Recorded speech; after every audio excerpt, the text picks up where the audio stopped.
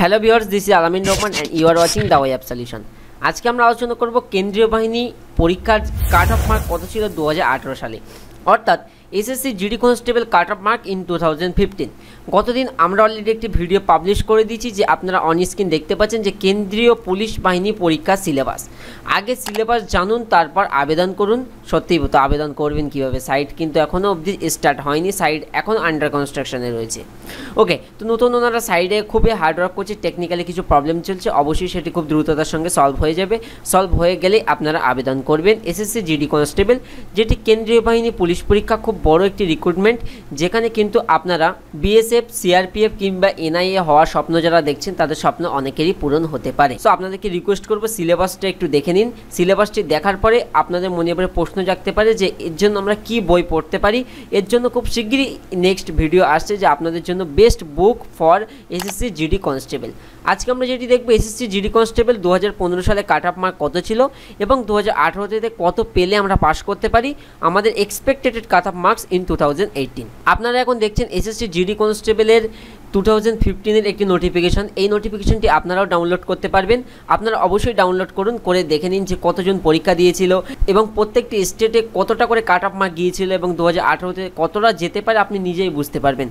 So এটি download করার জন্য আপনার ভিডিও ডিসক্রিপশন বক্সে দেওয়া লিঙ্কে ক্লিক করুন। ডিসক্রিপশন বক্সের লিঙ্কে ক্লিক করার পরে আপনি যে পিডিএফটি ওপেন করবেন সেটি হচ্ছে ঠিক এরকমই। আপনারা দেখতে পাচ্ছেন অন স্ক্রিন 2015-এর অক্টোবরের 4 তারিখে জিডি কনস্টেবলের এক্সাম হয়েছিল এবং রি এক্সামিনেশনটি হয়েছিল 22/11/2015 তারিখে এবং তার রেজাল্ট হচ্ছে এটি। তো সেখানে যতজন পরীক্ষা দিয়েছিলেন তার সংখ্যা ছিল ছেলে এবং মেয়ে মিলে অনেকটাই, আপনারা দেখতে পাচ্ছেন 11,65,942 জন গতবার পরীক্ষা দিয়েছিলেন। আপনারা এখানে 4 নম্বর পয়েন্টে একটু লক্ষ্য করুন, একটু স্ক্রল করলেই দেখতে পাবেন যে বলছে as per the scheme of recruitment the minimum cut off percentage marks in the written examination is 33% for SC, ST and OBC candidate and 35 for unreserved and ex serviceman candidate. তো তারা বলে দিয়েছেন minimum 33% পেতে হবে SC, ST, ওবিসিদের ক্ষেত্রে, এবং যারা general candidate হবে তাদের ক্ষেত্রে 35% নাম্বার পেতে হবে। এখন আমরা দেখব স্টেট ওয়াইজ কাট অফ মার্ক, অর্থাৎ প্রত্যেকটা স্টেটের জন্য কতটা করে কাট অফ মার্ক গিয়েছিল এবং আমাদের ওয়েস্ট বেঙ্গলেই কতটা কাট অফ মার্ক এসেছিল।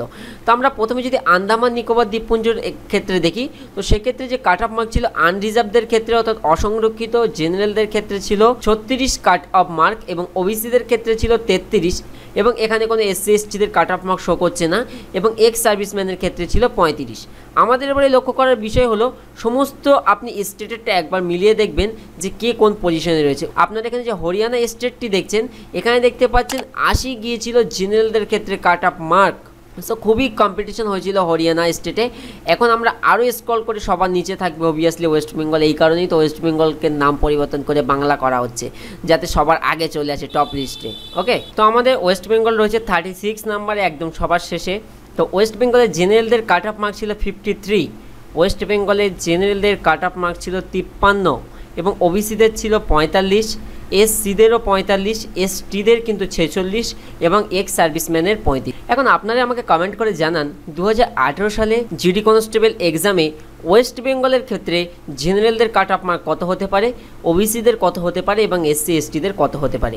আরও একবার আমি রিপিট করছি, 2015 সালে কিন্তু কাট অফ মার্ক গিয়েছিল জেনারেলদের ক্ষেত্রে 53।